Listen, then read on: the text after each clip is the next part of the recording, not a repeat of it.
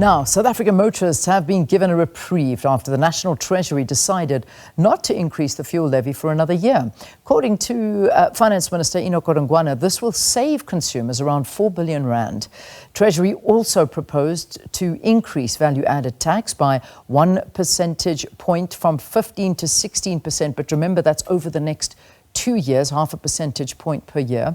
Government also proposes no inflationary adjustment to personal income tax brackets, rebates and medical tax credits, hoping that these measures will raise 28 billion rand in additional revenue for the 2025-2026 year and 14.5 for the following year. To talk more about the 2025 national budget and what it means for the business sector, we're joined by Khulekani Mathe. He's the Chief Executive Officer of Business Unity South Africa. Khulekani, thank you. Thanks for your time. Good morning, Leanne, and good morning to the viewers. So we had an analyst a little bit earlier, political analyst, talking to us about the budget. She rated it 7 out of 10. What would you give this budget that the Finance Minister has announced? I'd give it 4 out of 10. A 4 out of 10. Okay, so that's a worrying score. Talk to us about this. Why? So I'll start with the VAT increase. Increasing VAT in any economy is never good. It's not good for growth. It also puts pressure on household incomes, and that's just not good for business. And so on that basis alone, I think it's a 4 out of 10. Of course, there are some positives in the budget, but viewed holistically, I think that we could have avoided, perhaps not this time around, but by taking the right decision over a number of years, we could have avoided this. We have allowed ourselves to get into a situation where we have to make these tough choices of putting so much pressure on households with the levels of unemployment being what they are, as well as to growth, because, as I've said, taxes do not help growth, economic growth. And this is a major problem, and this is where people are beginning to, I suppose, panic a little bit, because the idea is for a budget to build investor confidence and also increase job creation. Has this budget done that? Well, it's a yes and no. I mean, given the fact that it was even doubtful whether the budget would be tabled, given what we saw, 2 weeks ago, in a sense, the fact that a budget was tabled is some sort of relief. But the fact that immediately after, or in fact, as the budget was being tabled, there were all sorts of noises with some in the government of national unity disowning the budget and saying that they will not support it, does leave us in a situation where there is a degree of uncertainty, certainly for South Africans, because if this budget is not passed, then we know that apparently the law states that the previous budget would then have to apply. We shouldn't be in this place, so it is not a good place to be in. But when you consider just how difficult the situation was for the finance minister in terms of trying to balance the books, I think he avoided making the harshest decisions and also avoided kind of being populist in the face of all of the opposition that was out there. So it was a balancing act, and for that, I think we must give the minister some credit. Yeah, indeed. I mean, the sticking point of this value-added tax, which you spoke about, will now be 15.5%, after that half a percentage point increase, and then another 0.5% coming the following year, so raising it to 16%. And if I heard the minister correctly, he said that the chances are that it will be raised another 0.5 percentage point in the year after that, so taking it up to 16.5%. But that depends on what the economy is looking like. This has been a very, very highly debated and sensitive topic that people have been against. All areas have spoken about this since that budget was stopped 3 weeks ago, and yet the minister going ahead and saying, I have no option. Is it a fair compromise, or does he actually have other options available? Given that it was so late, Leanne, I think he didn't have too many options, really. to balance the books.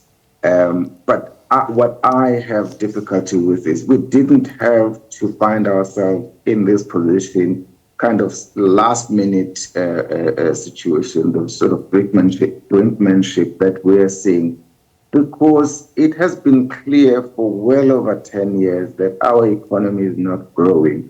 When your economy is not growing, like the advice we give everybody is try and cut your spending so that you can live within your means. Our government has not done that. Our government has allowed our spending to continue increasing, reaching a point where if these taxes had not been raised in this case, but then we would really find ourselves in serious trouble, having to compromise on frontline services that we desperately need as a country. Yeah. So it is a lesson that we should take the tough decision at the right time to avoid having to really put ourselves under a difficult situation such as we're in. Yeah, and it is, and I think we're in for an incredibly rocky ride. I mean, the minister basically saying that he weighed up policy trade-offs, including increases to corporate and personal income taxes, which, as the business sector, I'd love to get your opinions on this. I mean, this must be positive news for you. However, a lot of people actually saying, but you know, this should be harder on the ultra wealthy, this budget. And we should start seeing wealth taxes. We should start seeing ad valorem taxes that are being increased, perhaps a luxury goods tax. These are the kind of things that people are aiming at. But can we afford that right now?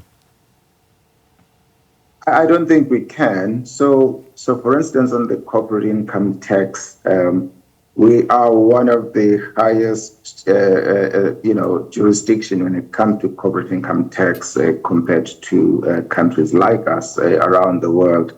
So we are already taxed very highly, and this was not an option.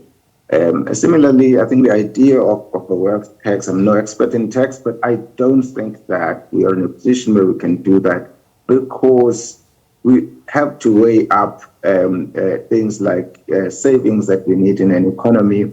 And rich people are known to be quite mobile. So you could have a situation, as I think the Commissioner of the Revenue Service indicated, have a situation where people just change jurisdictions and move to other countries, because if we raise that burden to a level that is... So it was a hard balancing act. And by all accounts, that was one of those taxes where, compared to other countries, we're still relatively low. So that could be high. Of course, this does not take into account that we're not the same as those countries. Those countries do not have the same level of unemployment as ours, etc. So simply looking at the level of the VAT compared to other countries doesn't tell the full story, and this is why there are such rejections of the VAT increase, because we are a country with high levels of unemployment. Yeah, we do, and I respect the minister. When we had him a bit earlier, he was giving us examples of many of the major corporates, and particularly in the mining sector, that are laying off workers, and that you'll have about 13,000 people jobless in an environment like this. But they're jobless, they're unemployed, they're not earning an income, and yet these are the exact people, along with you and I, who are going to be paying VAT. You cannot escape VAT. So we actually are not helping them. We're not helping them at all. That was just one of the thoughts that jumped into my mind as you were speaking. Eskom, the minister also highlighted this, and we spoke about the final phase debt relief being decreased from 70 billion debt takeover and replaced with a 40 billion in 2025, and then 10 billion in 28-29, resulting in a saving of about 20 billion rand. Also, no extra bailouts for SOEs. We surely can't afford that. But electricity supply, is the corporate sector happy with what's going on?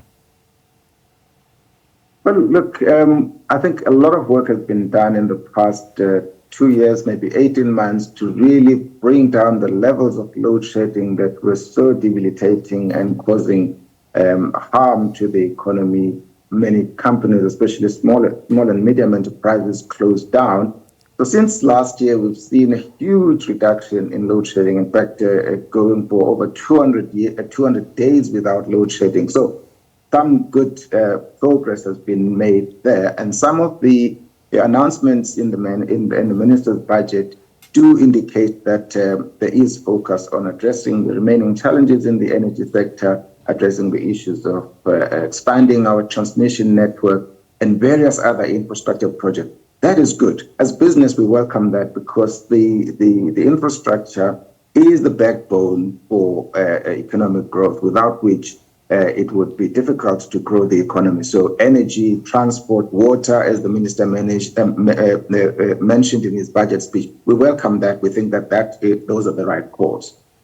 All right, we're going to leave it there. Khulekani, thank you for talking to us. Khulekani Mathe, the CEO of Business Unity South Africa, reacting to the 2025 national budget speech that was delivered in the National Assembly by the Minister of Finance, Enoch Godongwana.